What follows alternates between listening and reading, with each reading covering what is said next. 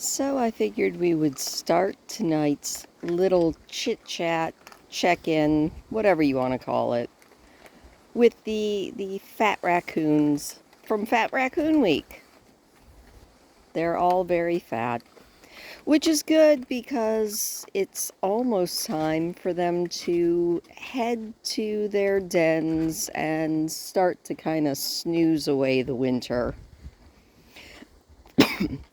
Oh, sorry about that. From what I understand, raccoons don't actually do a full hibernation. They kind of just den up in large groups and form giant cuddle puddles. And if the weather warms up enough, they go out and look for food. I'm not sure how true that is, though, because I've never seen any raccoons once it's actually wintertime. Anyway, we'll leave these guys to their crunching and, yeah, just do a little check in. So, yeah, raccoons. They're very cute. So, how the heck is everybody doing? I've had, um, I've had a weird week slash weekend. I ended up doing so much stupid stuff away from the house that I completely messed up and I had 3 days where I didn't hit my 10,000 steps. In fact, I had one day when I think I only got to like 6,000 steps, and oh my gosh, I can feel it. I can definitely feel it. Um, on that whole weight loss journey thing that I'm doing, it's still going. I mean, it's definitely plateaued, and I know if I really want to amp it up, I either have to bump up the walking or bump down the food. And I like food. I mean, on a good note, I had another week, so this is week 2, where I didn't gain, but I also didn't lose. And as I'm still heavier than I really want to be, I probably need to figure something out. It could also be the fact that I am discovering more and more foods that I'm able to eat. You know, it's easy to lose weight when your diet is limited to soft foods that aren't really all that appealing to you after the first couple times. Even my like concoction that I was calling deconstructed baked potatoes, which is it was just mashed potatoes with cheese and sour cream. Even that got to the point where I was like, I don't want that. I don't want soup. I don't want eggs. I want food. And now that I can actually eat food again, it's a little bit harder now. It was very easy to lose weight when that was my circumstance. But you know what? You keep on pushing. It has definitely started to feel like winter is a thing that is going to be happening. We've had, I think, 3 or 4 nights with a real full on hard frost. In fact, I can hear my furnace cycling on as we speak. And I would say that this is it, and winter is on the way, but they are actually predicting a little bit of a warm up. Not like back to summer temperatures by any means, but we're supposed to be bouncing back up into at least the 60s. So that's going to be good. We had a little bit of rain, and north of me they had their first, not snow, something accumulated, but they call it grapple, which I think is the stupidest and funniest and most wonderful word that I've heard today. Grapple. It's just the little frozen, not quite snow, not quite hail, not quite rain, but some sort of blend of all three. Grapple. It's a good word. Anyway, other than that, it's just sort of been. I keep having all of these great ideas for videos, and then I keep just not doing them. I don't know. It's been like I said, it's been a weird week. I like to call it fall-itis or maybe season change-itis. You always get that little bit of a cold and that super decrease, at least I do. I don't know if you do, but you get that decrease in any motivation, and I need to power through it, but it's really, really hard.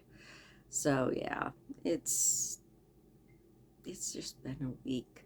On a very good note for the week, though, last week I saw the most amazing Northern Lights I've seen in my life. I have the video, and man, that video, those pictures don't even do it justice. And it's funny because honestly, to the naked eye, when you're seeing the aurora borealis, most of the time, I'd say 99% of the time, you don't see the color. You just don't. The human eye is not equipped to take in and actually see the colors, which is why photography is so great, because you can expose the picture for a longer period of time. Most of my really good shots I took on my tripod with this phone that I'm recording on right now, and the tripod that I'm using right now actually. And I set it on a very still thing most of the time. Sometimes it was just set on the dock, and there were so many of us out there that the dock was moving, but it's all good. But you set it there, and I think I found the sweet spot of an 8-second exposure got the best like images. But when we were out looking at the aurora, it we were seeing color. Not a lot, not nearly what the camera picked up, but we were seeing reds and pinks and little streaks of green, which is usually the only color you ever see with the naked eye. And then even when you weren't seeing the color, it's so hard to explain. You look up and it's almost, I keep saying, it's like you're at a rave, because you look up and the sky is just strobing and pulsing with light. And it's very cool. If you are ever able to get out and see the aurora, even if you don't have a camera to view it through, I recommend it. It's really neat. Like, there were times when I was like, I should be taking pictures of this, but I'm just going to stare at the sky because there's a rave going on up there. It was very cool. Also very cool, two, not not all 10,000 of them, but two swans have been coming back for breakfast. I did post a short of them because they're just so cute. They've come, think I think the last 5 days now. So I think they've definitely remembered me. I was a little bit upset because I walked over and walked the nature trail now that the campground is closed. It's even better because you never see anyone on it anyway, but now you super never see anyone on it. And I walked over, and that lake, the little tiny lake right next to mine, there were 5 swans there, and I was like, guys, what, are they feeding you better stuff? I'm not going to feed you bread. Bread is bad for you. But it's always good to see them. But yeah, and then books wise, I think I have decided, since I think it was in second place, that once we finish up with the Miner's Daughter's Tales of the Peak, we're going to be reading Pride and Prejudice, which I don't know if it's good or bad, but none of these books are books that I've ever read. And like Pride and Prejudice, I've never even seen any of the movie adaptations. So I'm going into I would say 90% of these public domain books completely blind. So hopefully I'll like them. There was that one story, Lizzie Lay, I didn't care for, but so far, venturing into the public domain, they're pretty good.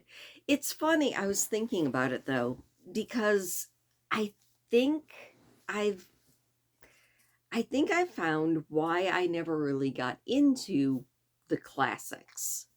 A, because I was a defiant teenager, and if you tell me I have to read a book, I'm just not going to do it, or that was me back then.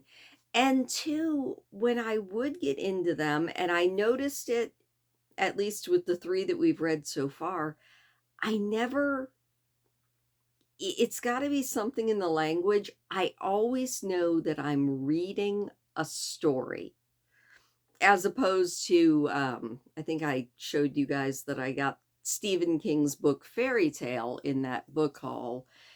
And I mean, the actual fantastical elements didn't even start until almost a little past a quarter of the way through the book, but it didn't matter because I had been sucked in, and I read it and it's like I'm in the story.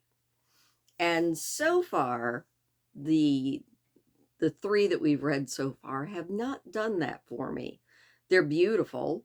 The the language flows, sometimes better flows than modern books, but they haven't sucked me in yet.